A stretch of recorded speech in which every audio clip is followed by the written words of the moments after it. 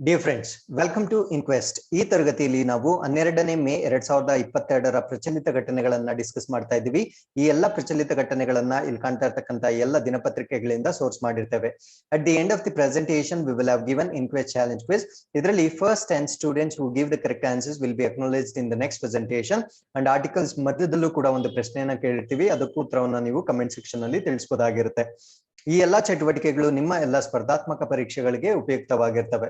So before getting into today's articles, these are the key answers of InQuest challenge number 157, and we appreciate Sandhya, Shushma, Shamishta, Anjali, Basamma, Harish, Mahesh, Veerashaiva, Naveen, Ishappa, Jayalakshmi for giving correct answers. Thank you very much for your participation. With this, let's get into the first article. So ಇವತ್ತಿನ ಮೊದಲನೇ article ಅಲ್ಲಿ ನಾವು association of Asian election authority ಅಥವಾ Asian ಚುನಾವಣಾ ಪ್ರಾಧಿಕಾರಗಳ ಸಂಘ ಅಂತ ಕರಿತೀವಿ. So ಈ ಒಂದು ಸಂಘದ ಬಗ್ಗೆ ಡಿಸ್ಕಸ್ ಮಾಡ್ತೀವಿ.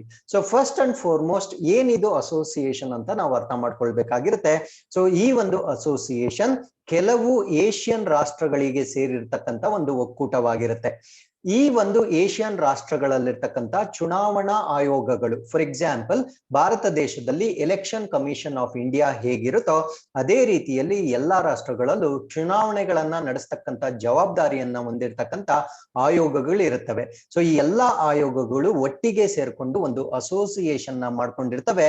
ಸೊ ಅದನ್ನ ನಾವು ಏಷಿಯನ್ ಎಲೆಕ್ಷನ್ಸ್ ಅಥಾರಿಟಿ ಅಥವಾ ಏಷಿಯನ್ ಚುನಾವಣಾ ಪ್ರಾಧಿಕಾರಿಗಳ ಸಂಘ ಅಂತ ಕರಿತೀವಿ. ಹಾಗಿದ್ರೆ ಈ ಒಂದು ಸಂಘ ಈಗ ಸುದ್ದಿಯಲ್ಲಿ ಯಾಕಿದೆ ಅಂದ್ರೆ ಈ ಒಂದು ಸಂಘದ ಅಧ್ಯಕ್ಷ ರಾಷ್ಟ್ರವನ್ನಾಗಿ ಅಥವಾ ಚೇರ್ ಕಂಟ್ರಿಯನ್ನಾಗಿ ಭಾರತ ರಾಷ್ಟ್ರವನ್ನ ಯುನಾನಿಮಸ್ ಆಗಿ ಅಥವಾ ಸರ್ವಾನುಮತದಿಂದ ಆಯ್ಕೆ ಮಾಡಿರ್ತಾರೆ.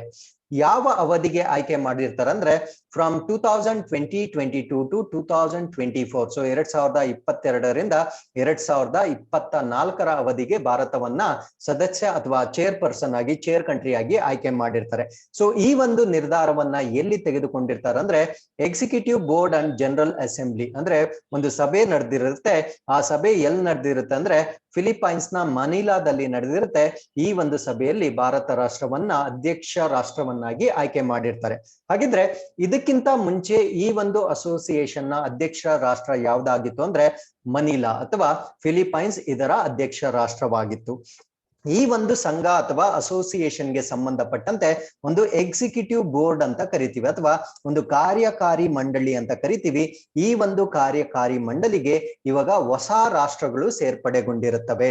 ಆ ಹೊಸ ರಾಷ್ಟ್ರಗಳು ಯಾವ್ದ್ಯಾವ್ದು ಅಂದ್ರೆ Russia, Uzbekistan, Sri Lanka, Maldives, Taiwan ಮತ್ತೆ ಫಿಲಿಪೈನ್ಸ್ ಹೊಸದಾಗಿ ಆಯ್ಕೆ ಆಗಿರ್ತಕ್ಕಂಥ ಎಕ್ಸಿಕ್ಯೂಟಿವ್ ಬೋರ್ಡ್ ಕಂಟ್ರೀಸ್ ಆಗಿರ್ತವೆ. ಹಾಗಿದ್ರೆ ಈ ಒಂದು ಅಸೋಸಿಯೇಷನ್ ನ ಒಂದು ಕೆಲಸ ಏನು ಅಂದ್ರೆ ಶೇರಿಂಗ್ ಎಕ್ಸ್ಪೀರಿಯನ್ಸಸ್ ಅಂದ್ರೆ ಈ ಬೇರೆ ಬೇರೆ ರಾಷ್ಟ್ರಗಳ ಚುನಾವಣಾ ಆಯೋಗಗಳೇನಿರುತ್ತವೆ ಅವು ತಮ್ಮ ರಾಷ್ಟ್ರಗಳ ಅನುಭವಗಳನ್ನ ಶೇರ್ ಮಾಡ್ಕೊಳ್ತಕ್ಕಂಥದ್ದು, ಮತ್ತೆ ಟು ಕಂಡಕ್ಟ್ ಟ್ರಾನ್ಸ್ಪರೆಂಟ್ ಎಲೆಕ್ಷನ್ಸ್ ಅಂದ್ರೆ ಈ ಚುನಾವಣೆಗಳನ್ನ ಪಾರದರ್ಶಕವಾಗಿ ಹೇಗ್ ನಡೆಸ್ತಕ್ಕಂಥದ್ದು, ಮತ್ತೆ ಟು ಸಪೋರ್ಟ್ ಗುಡ್ ಗವರ್ನೆನ್ಸ್ ಮತ್ತೆ ಡೆಮಾಕ್ರಸಿ ಅಂದ್ರೆ ಆಯಾ ರಾಷ್ಟ್ರಗಳ ಉತ್ತಮ ಆಡಳಿತ ಮತ್ತು ಪ್ರಜಾಪ್ರಭುತ್ವವನ್ನ ಬೆಂಬಲ ಮಾಡ್ತಕ್ಕಂಥದ್ದು ಈ ಒಂದು ಅಸೋಸಿಯೇಷನ್ ನ ಪ್ರಮುಖ ಉದ್ದೇಶಗಳಾಗಿರ್ತವೆ. ಹಾಗಿದ್ರೆ ಈ ಅಸೋಸಿಯೇಷನ್ ಹೇಗೆ ಸ್ಥಾಪನೆ ಆಯ್ತು ಅಂದ್ರೆ 1997ರಲ್ಲಿ ಇನ್ 1997 ಫಿಲಿಪೈನ್ಸ್ ಅಲ್ಲಿ ಒಂದು ಸಭೆ ನಡೆಯುತ್ತೆ. ಆ ಒಂದು ಸಭೆಯನ್ನ ನಾವೇನಂತ ಕರಿತೀವಿ ಅಂದ್ರೆ ಸಿಂಪೋಸಿಯಂ ಆನ್ ಏಷಿಯನ್ ಎಲೆಕ್ಷನ್ಸ್ ಅಂತ ಕರಿತೀವಿ. ಅಂದ್ರೆ ಏಷಿಯನ್ ಚುನಾವಣೆಗಳ ಕುರಿತು ಒಂದು ಸಭೆ ಅಂತ ಕರಿತೀವಿ. ಈ ಒಂದು ಸಭೆಯಲ್ಲಿ ಈ ರೀತಿಯಾಗಿ ಒಂದು ಒಕ್ಕೂಟವನ್ನ ಸ್ಥಾಪನೆ ಮಾಡ್ಬೇಕು ಅಂತ ನಿರ್ಧಾರ ಮಾಡ್ತಾರೆ. ಆ ನಿರ್ಧಾರ ಆದ ಮೇಲೆ ಒಂದು ವರ್ಷದಲ್ಲಿ ಅಂದ್ರೆ 1998ರಲ್ಲಿ ಈ association of Asian elections authority ಅನ್ನೋದು ಸ್ಥಾಪನೆ ಆಗಿರುತ್ತೆ. ಸೊ ಪ್ರಸ್ತುತವಾಗಿ ಇದರಲ್ಲಿ ಎಷ್ಟು ಸದಸ್ಯ ರಾಷ್ಟ್ರಗಳಿದಾವೆ ಅಂತ ಪ್ರಶ್ನೆ ಕೇಳಿದ್ರೆ 20 ಸದಸ್ಯ ರಾಷ್ಟ್ರಗಳಿರುತ್ತೆ. ಸೊ ಆ ರಾಷ್ಟ್ರಗಳ EMBs ಅಂದ್ರೆ ಎಲೆಕ್ಷನ್ ಮ್ಯಾನೇಜ್ಮೆಂಟ್ ಬಾಡಿ ಏನಿರುತ್ತೆ ಸೊ ಇದಕ್ಕೆ ಸದಸ್ಯರಾಗಿ ಆಯ್ಕೆಗೊಂಡಿರ್ತವೆ. ಹಾಗಿದ್ರೆ ಈ ಒಂದು ಅಸೋಸಿಯೇಷನ್ ನ ಸ್ಥಾಪನೆ ಮಾಡ್ತಕ್ಕಂಥ ಸಮಯದಲ್ಲಿ ಭಾರತ ರಾಷ್ಟ್ರದ ECI ಅಥವಾ ಎಲೆಕ್ಷನ್ ಕಮಿಷನ್ ಆಫ್ ಇಂಡಿಯಾ ಅಥವಾ ಭಾರತದ ಚುನಾವಣಾ ಆಯೋಗ ಏನಿರುತ್ತೆ ಸೊ ಇದು ಕೂಡ ಒಂದು ಫೌಂಡರ್ ಮೆಂಬರ್ ಆಗಿರುತ್ತೆ ಅಥವಾ ಸ್ಥಾಪಕ ಸದಸ್ಯ ಅಥವಾ ರಾಷ್ಟ್ರವಾಗಿ ಭಾರತ ಕೂಡ ಕಾಂಟ್ರಿಬ್ಯೂಟ್ ಮಾಡಿರುತ್ತೆ. ಹಾಗಿದ್ರೆ ಈ ಒಂದು ಅಧ್ಯಕ್ಷ ಸ್ಥಾನವನ್ನ ಕೊಟ್ಟಿರ್ತಕ್ಕಂಥ ಒಂದು ನಿರ್ಧಾರ ಎಲ್ಲಿ ನಡೆದಿರುತ್ತೆ ಅಂದ್ರೆ ಫಿಲಿಪೈನ್ಸ್ ಅಲ್ಲಿ ನಡೆದಿರುತ್ತೆ. ಸೊ ನೀವಿಲ್ಲಿ ನೋಡ್ಬೋದು ಫಿಲಿಪೈನ್ಸ್ ಇದೊಂದು ದ್ವೀಪ ರಾಷ್ಟ್ರ ಅಥವಾ ಐಲ್ಯಾಂಡ್ ನೇಷನ್ ಆಗಿರುತ್ತೆ. ಭಾರತ ರಾಷ್ಟ್ರವನ್ನ ನಾವಿಲ್ಲಿ ನೋಡ್ಬೋದಾಗಿರುತ್ತೆ. ಸೊ ಈ ಒಂದು ಫಿಲಿಪೈನ್ಸ್ ನ ಒಂದು ಪ್ರಮುಖ ಪ್ಲೇಸ್ ಕ್ಯಾಪಿಟಲ್ ಸಿಟಿ ಆಗಿರ್ತಕ್ಕಂಥ ಮನಿಲಾದಲ್ಲಿ ಈ ಒಂದು ನಿರ್ಧಾರವನ್ನ ತೆಗೆದುಕೊಳ್ಳಲಾಗಿರುತ್ತದೆ. ಸೊ ಇದು ಫುಲ್ ಎಕ್ಸ್ಪಾನ್ಷನ್ ಆಫ್ ಫಿಲಿಪೈನ್ಸ್ ಆಗಿರುತ್ತೆ. ಇದು ಸ್ಮಾಲ್ ಐಲ್ಯಾಂಡ್ಸ್ ನ ಸೇರಿಸಿಕೊಂಡು ಒಂದು ರಾಷ್ಟ್ರವನ್ನಾಗಿ ಮಾಡಿರ್ತಾರೆ. ಹಾಗಿದ್ರೆ ಫಿಲಿಪೈನ್ಸ್ಗೆ ಸಂಬಂಧಪಟ್ಟಂತೆ ನಮ್ಗೆ ಏನೇನ್ ಗೊತ್ತಿರ್ಬೇಕಂದ್ರೆ, ಫಿಲಿಪೈನ್ಸ್ಗೆ ಈಸ್ಟ್ ಅಲ್ಲಿ ನಾವು ಫಿಲಿಪೈನ್ ಸೀನ ನೋಡ್ಬೋದಾಗಿರುತ್ತೆ, ಮತ್ತೆ ವೆಸ್ಟ್ ಅಲ್ಲಿ ನಾವು ಸೌತ್ ಚೈನಾ ಸೀನ ನೋಡ್ಬೋದಾಗಿರುತ್ತೆ, ಮತ್ತೆ ಇದೆಲ್ಲ ಪೆಸಿಫಿಕ್ ಓಷನ್ ಅಲ್ಲಿ ಬರ್ತಕ್ಕಂತ ಒಂದು ರಾಷ್ಟ್ರವಾಗಿರುತ್ತೆ. ಸೊ ಇದರ ಪ್ರಸ್ತುತ ಪ್ರೆಸಿಡೆಂಟ್ ಅಥವಾ ಅಧ್ಯಕ್ಷರು ಯಾರಾಗಿರ್ತಾರಂದ್ರೆ ರೋಡ್ರಿಗೋ ಡುಟೆರ್ಟೆ ಅವರಾಗಿರ್ತಾರೆ. ಇದರ ಒಂದು ಕರೆನ್ಸಿ ಬಂದು ಫಿಲಿಪೈನ್ ಪೆಸೋ ಆಗಿರುತ್ತೆ. ಸೊ ಫಿಲಿಪೈನ್ಸ್ ನಲ್ಲಿ ಪ್ರಮುಖವಾಗಿ ಏಷಿಯನ್ ಡೆವಲಪ್ಮೆಂಟ್ ಬ್ಯಾಂಕ್ ಏನಿರುತ್ತೆ, ಸೊ ಇದರ ಕೇಂದ್ರ ಕಚೇರಿ ಅಥವಾ ಹೆಡ್ ಕ್ವಾರ್ಟರ್ಸ್ ನ ಕೂಡ ನಾವು ನೋಡ್ಬೋದಾಗಿರುತ್ತೆ. With this let's get into the second article. This is about national technology day ಅಥವಾ ರಾಷ್ಟ್ರೀಯ ತಂತ್ರಜ್ಞಾನ ದಿನ ಅಂತ ಕರಿತೀವಿ. ಸೊ ಈ ಒಂದು ದಿನವನ್ನ ನಾವು ಪ್ರತಿ ವರ್ಷ 11ನೇ ಮೇ ಆಚರಣೆ ಮಾಡ್ತೀವಿ. ಹಾಗಿದ್ರೆ 11ನೇ ಮೇನೆ ಯಾಕೆ ನಾವು ನ್ಯಾಷನಲ್ ಟೆಕ್ನಾಲಜಿ ಡೇ ಆಗಿ ಸೆಲೆಬ್ರೇಟ್ ಮಾಡ್ತೀವಿ ಅನ್ನೋದ್ರ ಬಗ್ಗೆ ರೀಸನ್ ಗೊತ್ತಿರಬೇಕಾಗಿರುತ್ತೆ. ರೀಸನ್ ಏನು ಅಂದ್ರೆ 1998ರಲ್ಲಿ ಇನ್ ದ ಇಯರ್ 1998 ಅಲ್ಲಿ ಇದೇ ದಿನಾಂಕದಂದು ಅಂದ್ರೆ ಮೇ 11ನೇ ತಾರೀಕಿನಂದು ಭಾರತ ದೇಶದಲ್ಲಿ ಪೋಖ್ರಾನ್ ಅಂತಕ್ಕಂಥ ಒಂದು ಸ್ಥಳದಲ್ಲಿ, ಪೋಖ್ರಾನ್ ಅಂತಕ್ಕಂಥದ್ದು ರಾಜಸ್ಥಾನದಲ್ಲಿ ಬರ್ತಕ್ಕಂಥ ಒಂದು ಪ್ರದೇಶವಾಗಿರುತ್ತೆ. ಈ ಒಂದು ಪ್ರದೇಶದಲ್ಲಿ ನ್ಯೂಕ್ಲಿಯರ್ ಟೆಸ್ಟ್ ನ ಮಾಡಲಾಗಿರುತ್ತೆ, ಪರಮಾಣು ಪರೀಕ್ಷೆಗಳನ್ನ ಮಾಡಲಾಗಿರುತ್ತೆ. ಸೊ ಇದರ ಸ್ಮರಣಾರ್ಥಕವಾಗಿ ನಾವು ಈ ದಿನವನ್ನ ಪ್ರತಿ ವರ್ಷ ರಾಷ್ಟ್ರೀಯ ತಂತ್ರಜ್ಞಾನ ದಿನವನ್ನಾಗಿ ನಾವು ಆಚರಣೆ ಮಾಡ್ತೀವಿ. ಹಾಗಿದ್ರೆ ಈ ವರ್ಷದ ಥೀಮ್ ಏನಾಗಿರುತ್ತೆ ಅಂದ್ರೆ, ಸೊ ಥೀಮ್ ನ ನಾವು integrated approach in science and technology for sustainable future ಅಂತ ಕರಿತೀವಿ. ಅಂದ್ರೆ ಸುಸ್ಥಿರ ಅಭಿವೃದ್ಧಿಗಾಗಿ ಅಥವಾ ಭವಿಷ್ಯಕ್ಕಾಗಿ ವಿಜ್ಞಾನ ಮತ್ತು ತಂತ್ರಜ್ಞಾನದಲ್ಲಿ ಸಮಗ್ರ ವಿಧಾನ ಅನ್ನೋ ಒಂದು ಥೀಮ್ ನ ನಾವು ಇಲ್ಲಿ ಸೆಲೆಬ್ರೇಟ್ ಮಾಡ್ತಾ ಇದ್ದೀವಿ. ಈ ಥೀಮ್ ನ ಮೀನಿಂಗ್ ಏನು ಅಂದ್ರೆ all round development of science and technology for the progress of the nation. ಅಂದ್ರೆ ನಮ್ಮ ರಾಷ್ಟ್ರದ ಪ್ರಗತಿಗಾಗಿ ವಿಜ್ಞಾನ ಮತ್ತು ತಂತ್ರಜ್ಞಾನದಲ್ಲಿ ಸರ್ವತೋಮುಖ ಅಭಿವೃದ್ಧಿ ಅಂತಕ್ಕಂಥದ್ದು ಈ ಒಂದು ಥೀಮ್ ನ ಅರ್ಥವಾಗಿರುತ್ತೆ.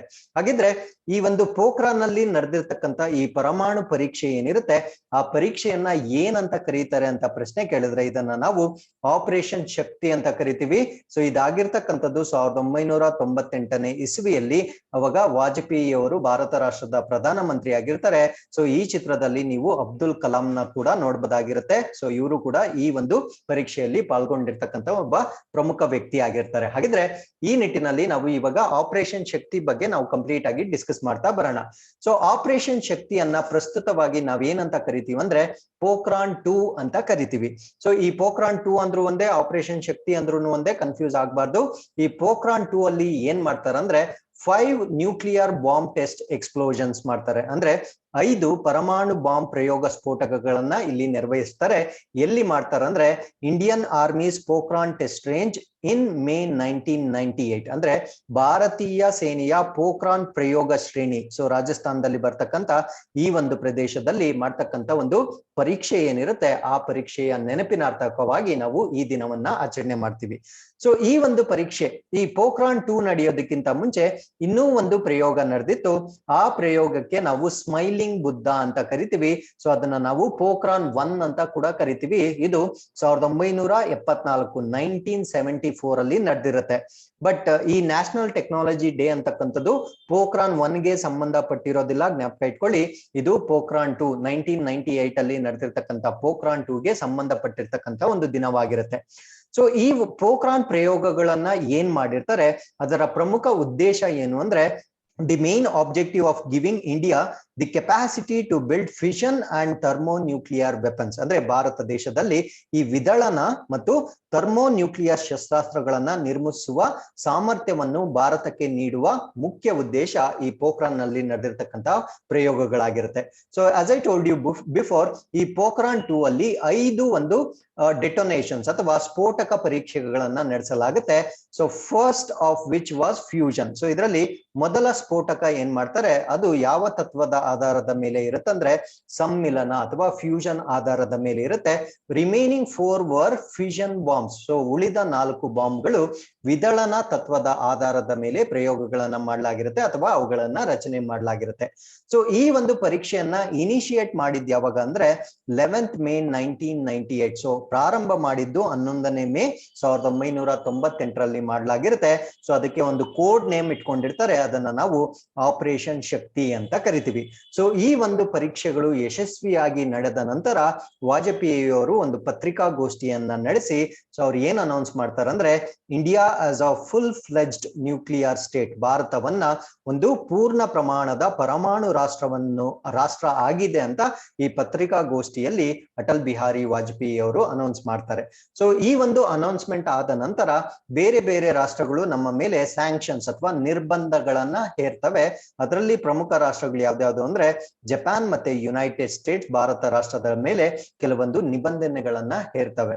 ಸೊ ಈ ಒಂದು ಆಪರೇಷನ್ ಏನ್ ನಡೆದಿರುತ್ತೆ, ಮೂಲವಾಗಿ ಅದನ್ನ ಆಪರೇಷನ್ 98 ಅಂತ ಕರೀತಾ ಇದ್ರು. ಯಾಕಂದ್ರೆ ಇದು ನಡೆದಿರ್ತಕ್ಕಂಥದ್ದು 1998ರಲ್ಲಿ. ಸೊ ಈ ಒಂದು ಆಪರೇಷನ್ 98 ಅಲ್ಲಿ 5 ನ್ಯೂಕ್ಲಿಯರ್ ಬಾಂಬ್ಸ್ ನ ಟೆಸ್ಟ್ ಮಾಡ್ತಾರೆ. So first nuclear bomb test ನ ಶಕ್ತಿ 1 ಅಂತ ಕರೀತಾರೆ, ಎರಡನೇದನ್ನ 2, 3 ಈ ತರ ಶಕ್ತಿ 5 ವರೆಗೂ ಇಲ್ಲಿ ಆಪರೇಷನ್ಸ್ ನ ನಡೆಸಲಾಗಿರುತ್ತೆ. ಸೊ ರೀಸೆಂಟ್ ಆಗಿ ಈ ಆಪರೇಷನ್ ಶಕ್ತಿ ಅನ್ನೋದನ್ನ ರೀನೇಮ್ ಮಾಡಿ ಅದನ್ನ ಪೋಖ್ರಾನ್ 2 ಅಂತ ಮರುನಾಮಕರಣ ಮಾಡಿರ್ತಾರೆ. ಸೊ ಇಷ್ಟು ಇನ್ಫಾರ್ಮೇಶನ್ ನಮ್ಗೆ ಇದ್ರ ಬಗ್ಗೆ ಗೊತ್ತಿರಬೇಕಾಗಿರುತ್ತೆ. So with this let's get into the third article. This is a programme ಅಥವಾ ಒಂದು ಕ್ಲೀನಿಂಗ್ ಪ್ರೋಸೆಸ್ ಆಗಿರುತ್ತೆ. ಇದನ್ನ ನಾವು ಮಿಷನ್ ಅಮೃತ್ ಸರೋವರ್ ಅಂತ ಕರಿತೀವಿ. ಇದು ಮಿನಿಸ್ಟ್ರಿ ಆಫ್ ರೂರಲ್ ಡೆವಲಪ್ಮೆಂಟ್ ಅಥವಾ ಗ್ರಾಮೀಣ ಅಭಿವೃದ್ಧಿ ಸಚಿವಾಲಯದ ಕೆಳಗಡೆ ಬರ್ತಕ್ಕಂಥ ಒಂದು ಉಪಕ್ರಮವಾಗಿರುತ್ತೆ. So what is the main objective of this programme ಅಥವಾ ಈ ಒಂದು ಕಾರ್ಯಕ್ರಮದ ಒಂದು ಪ್ರಮುಖ ಉದ್ದೇಶ ಏನು ಅಂದ್ರೆ, conserve water for the future, ಅಂದ್ರೆ ಭವಿಷ್ಯಕ್ಕಾಗಿ ನೀರನ್ನು ಸಂರಕ್ಷಿಸತಕ್ಕಂತ ಒಂದು ದೃಷ್ಟಿಯಾಗಿರುತ್ತೆ. ಸೊ ಈ ಒಂದು ಕಾರ್ಯಕ್ರಮ ಅಂತಕ್ಕಂಥದ್ದು ಏಪ್ರಿಲ್ 2022ರಲ್ಲಿ ಲಾಂಚ್ ಆಗಿರುತ್ತೆ. So this is very very recent scheme ಆಗಿರುತ್ತೆ and very very important scheme ಆಗಿರುತ್ತೆ. ಸೊ ಹಾಗಿದ್ರೆ ಈ ಒಂದು ಸ್ಕೀಮ್ ಅಥವಾ ಈ ಒಂದು ಕಾರ್ಯಕ್ರಮದ ಅಡಿಯಲ್ಲಿ ಅಥವಾ ಇನಿಷಿಯೇಟಿವ್ ನ ಅಡಿಯಲ್ಲಿ ಏನ್ ಮಾಡ್ತಾ ಇದ್ದಾರೆ ಅಂದ್ರೆ, ಪ್ರಮುಖವಾಗಿ developing and rejuvenating 75 water bodies in each district of the country. ಅಂದ್ರೆ ನಮ್ಮ ದೇಶದ ಪ್ರತಿ ಜಿಲ್ಲೆಗಳಲ್ಲಿ 75 ಜಲಮೂಲಗಳನ್ನ ಅಭಿವೃದ್ಧಿ ಪಡಿಸ್ತಕ್ಕಂಥದ್ದು ಮತ್ತು ಪುನಶ್ಚೇತನಗೊಳಿಸ್ತಕ್ಕಂಥದ್ದು ಇದರ ಪ್ರಮುಖ ಗುರಿಯಾಗಿರುತ್ತೆ. ಸೊ ಒಂದು ಜಿಲ್ಲೆಗೆ 75 ವಾಟರ್ ಬಾಡೀಸ್ ನ ರಿಜ್ಯುವಿನೇಟ್ ಮಾಡ್ತಾ ದೇಶಾದ್ಯಂತ 50,000 ವಾಟರ್ ಬಾಡೀಸ್ ನ ರಿಜ್ಯುವಿನೇಟ್ ಮಾಡ್ತಕ್ಕಂಥದ್ದು ಇದರ ಪ್ರಮುಖ ಉದ್ದೇಶವಾಗಿರುತ್ತೆ. ಸೊ ಈ ವಾಟರ್ ಬಾಡೀಸ್ ಅಟ್ಲೀಸ್ಟ್ 1 ಎಕರ್ ವಿಸ್ತೀರ್ಣದಲ್ಲಿ ಸ್ಪ್ರೆಡ್ ಆಗಿರ್ಬೇಕು. ಅಂದ್ರೆ ಹೇಗೆ ಆಯ್ಕೆ ಮಾಡ್ಕೊಂಡಿರ್ತಾರೆ ಅಂದ್ರೆ, ಈ ವಾಟರ್ ಬಾಡೀಸ್ ಅಟ್ಲೀಸ್ಟ್ 1 ಎಕರೆ ಅಥವಾ ಅದಕ್ಕಿಂತ ಹೆಚ್ಚಾದ ಪ್ರದೇಶವನ್ನ ಆಕ್ರಮಿಸತಕ್ಕಂತ ವಾಟರ್ ಬಾಡೀಸ್ ನ ಇಲ್ಲಿ ಅಭಿವೃದ್ಧಿ ಪಡಿಸ್ತಾರೆ. ಸೊ ಈ ಒಂದು ಪ್ರೋಸೆಸ್ ಅಲ್ಲಿ ಇದನ್ನ ನಾವು ಗವರ್ನಮೆಂಟ್ ಅಪ್ರೋಚ್ ಅಂತ ಕರಿತೀವಿ, ಅಂದ್ರೆ ಸರ್ಕಾರದ ಸಂಪೂರ್ಣ ವಿಧಾನ ಅಂತ ಕರಿತೀವಿ. ಕಾರಣ ಏನಂದ್ರೆ, ಇದರಲ್ಲಿ 6 ಸಚಿವಾಲಯಗಳನ್ನ ಇಂಟಿಗ್ರೇಟ್ ಮಾಡಿಕೊಂಡು ಈ ಒಂದು ಕೆಲಸವನ್ನ ಮಾಡ್ತಾರೆ. ಆ 6 ಸಚಿವಾಲಯಗಳು ಯಾವ್ದ್ಯಾವ್ದು ಅಂತ ನಾವಿಲ್ಲಿ ಕಂಪ್ಲೀಟ್ ಆಗಿ ಮಾಹಿತಿಯನ್ನ ಕೊಟ್ಟಿರ್ತೇವೆ. ಸೊ ಅದಾದ್ಮೇಲೆ ಇದಕ್ಕೆ ಒಬ್ರು ಟೆಕ್ನಿಕಲ್ ಪಾರ್ಟ್ನರ್ ಕೂಡ ಇರ್ತಾರೆ ಅಥವಾ ತಾಂತ್ರಿಕ ಪಾಲುದಾರರು ಕೂಡ ಇರ್ತಾರೆ. ಅದ್ಯಾರು ಅಂದ್ರೆ Bhattacharya national institute for space application and Jio informatics ಅಂತ ಕರಿತೀವಿ. ಸೊ ಇವರು ಈ ಒಂದು ಇನಿಷಿಯೇಟಿವ್ಗೆ ಬೇಕಾಗಿರ್ತಕ್ಕಂಥ ಟೆಕ್ನಿಕಲ್ ಅಥವಾ ತಾಂತ್ರಿಕ ಸಹಾಯ ನೀಡ್ತಕ್ಕಂಥ ಒಂದು ಇನ್ಫಾರ್ಮ್ಯಾಟಿಕ್ಸ್ ಆಗಿರುತ್ತೆ. ಸೊ ಅದಾದ್ಮೇಲೆ ಈ ಒಂದು ಇನಿಷಿಯೇಟಿವ್ ನ ಫುಲ್ಫಿಲ್ ಮಾಡ್ಲಿಕ್ಕೆ ಆಲ್ರೆಡಿ ಎಕ್ಸಿಸ್ಟಿಂಗ್ ಆಗಿರ್ತಕ್ಕಂಥ ಕೆಲವೊಂದು ಸ್ಕೀಮ್ಸ್ ನ ಕೂಡ ಇನ್ಕ್ಲೂಡ್ ಮಾಡ್ತಾರೆ. ಅದ್ಯಾವ್ದು ಅಂದ್ರೆ ಮಹಾತ್ಮ ಗಾಂಧಿ ನರೇಗಾ ಸ್ಕೀಮ್ ಆಗಿರ್ಬೋದು. ಅದಾದ್ಮೇಲೆ ಈ ಫಿನಾನ್ಸ್ ಕಮಿಷನ್ ಗ್ರಾಂಟ್ಸ್ ಏನಿರುತ್ತೆ, ಸೊ ಇದನ್ನು ಕೂಡ ಇಲ್ಲಿ ಯೂಸ್ ಮಾಡ್ಕೊಳ್ತಾರೆ. ಅದಾದ್ಮೇಲೆ PMKSY ಅಂದ್ರೆ ಪ್ರಧಾನ ಮಂತ್ರಿ ಕೃಷಿ ಸಿಂಚಾಯಿ ಯೋಜನೆ, ಸೊ ಇದನ್ನು ಕೂಡ ಯೂಸ್ ಮಾಡ್ಕೊಳ್ತಾರೆ. ಅದಾದ್ಮೇಲೆ ವಾಟರ್ ಶೆಡ್ ಡೆವಲಪ್ಮೆಂಟ್ ಕಾಂಪೊನೆಂಟ್ ಹರ್ ಖೇತ್ ಕೋ ಪಾನಿ. ಸೊ ಅದಾದ್ಮೇಲೆ ರಾಜ್ಯಗಳ ಮಟ್ಟದಲ್ಲಿ ಏನಾದ್ರೂ ಇದಕ್ಕೆ ಸಂಬಂಧಪಟ್ಟಂತ ಸ್ಕೀಮ್ಸ್ ಇದ್ರೆ ಸೊ ಅದನ್ನೆಲ್ಲಾದ್ರೂ ಎಲ್ಲ ಸ್ಕೀಮ್ಸ್ ಗಳನ್ನ ಒಟ್ಟಿಗೆ ಸೇರಿಸಿ ಈ ಒಂದು ಇನಿಷಿಯೇಟಿವ್ ಏನಿರುತ್ತೆ ಅದನ್ನ ಸಾಕಾರಗೊಳಿಸಲಿಕ್ಕೆ ಉಪಯೋಗ ಮಾಡ್ತಾರೆ. ಹಾಗಿದ್ರೆ ಈ ಒಂದು ಸ್ಕೀಮ್ ನ ಕಂಪ್ಲೀಟ್ ಮಾಡ್ಲಿಕ್ಕೆ ಒಂದು ಡೆಡ್ ಲೈನ್ ಕೂಡ ಇಟ್ಕೊಂಡಿರ್ತಾರೆ.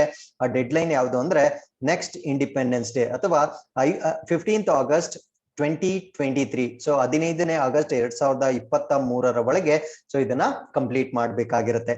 ಸೊ ಅದಾದ್ಮೇಲೆ ನಾನು ಒಂದು ಕ್ರೈಟೀರಿಯಾ ಹೇಳಿದ್ದೆ, ವಾಟರ್ ಬಾಡೀಸ್ ನ ಹೇಗೆ ಸೆಲೆಕ್ಟ್ ಮಾಡ್ಕೊಳ್ತಾರ ಅಂದ್ರೆ ಅದು ಅಟ್ಲೀಸ್ಟ್ 1 ಎಕರೆ ಅಥವಾ ಅದಕ್ಕಿಂತ ಜಾಸ್ತಿ ಇರಬೇಕು.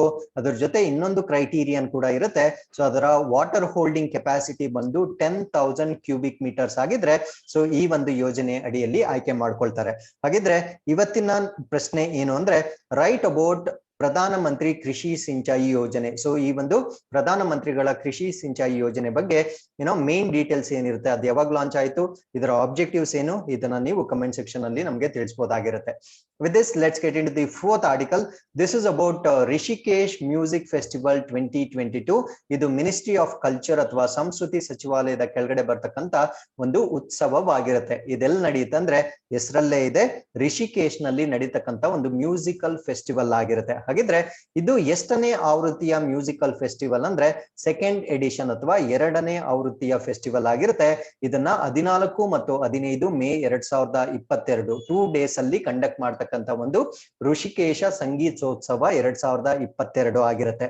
ಸೊ ಇದನ್ನ ಆರ್ಗನೈಸ್ ಮಾಡ್ತಾ ಇರ್ತಕ್ಕಂಥವ್ರು ಯಾರು ಅಂದ್ರೆ Sangeet Natak academy, Uttarakhand tourism and Kutani handpan academy. So ಇವರಿಬ್ರು ಸೇರ್ಕೊಂಡು ಇದನ್ನ ಈ 3 ಜನ ಸೇರ್ಕೊಂಡು ಇದನ್ನ ಜಾಯಿಂಟ್ ಅಥವಾ ಜಂಟಿಯಾಗಿ ಆಯೋಜನೆ ಮಾಡ್ತಾ ಇರ್ತಕ್ಕಂಥ ಒಂದು ಪ್ರೋಗ್ರಾಮ್ ಆಗಿರುತ್ತೆ.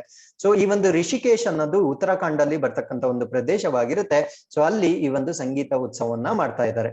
ಹಾಗಿದ್ರೆ ಈ ರಿಷಿಕೇಶ್ ಮ್ಯೂಸಿಕಲ್ ಫೆಸ್ಟಿವಲ್ ಬಗ್ಗೆ ಇನ್ನೂ ಹೆಚ್ಚಿನ ಮಾಹಿತಿ ತಿಳ್ಕೊಳ್ಳೋದಾದ್ರೆ, it's an annual music festival held in Himalayan foothills area of Rishikesh, India besides river Ganga. So ಈ ಒಂದು ಇವೆಂಟ್ ಏನಿರುತ್ತೆ ಇದನ್ನ ಗಂಗಾ ನದಿಯ ಪಕ್ಕದಲ್ಲಿ ಆಯೋಜನೆ ಮಾಡಲಾಗಿರುತ್ತೆ.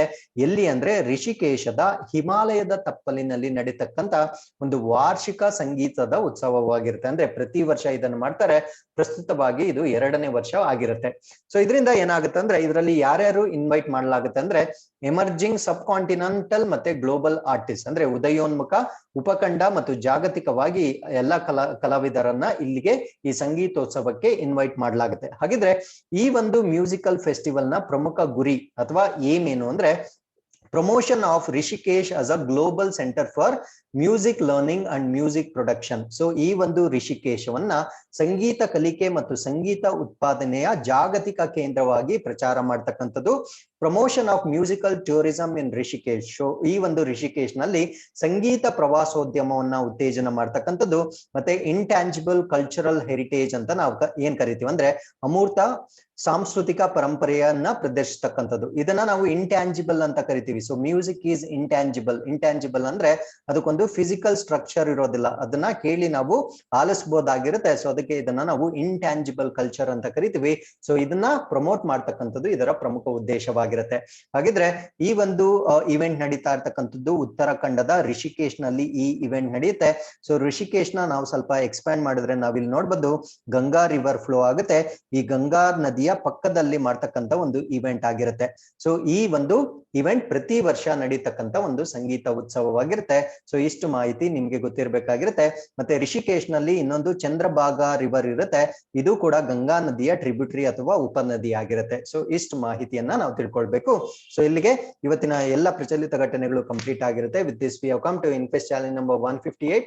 You can just pause the video here, go through the questions and give us the answers. So once again, I'll meet you tomorrow with tomorrow's current affairs. Till then, keep reading, be safe. Thank you very much for watching.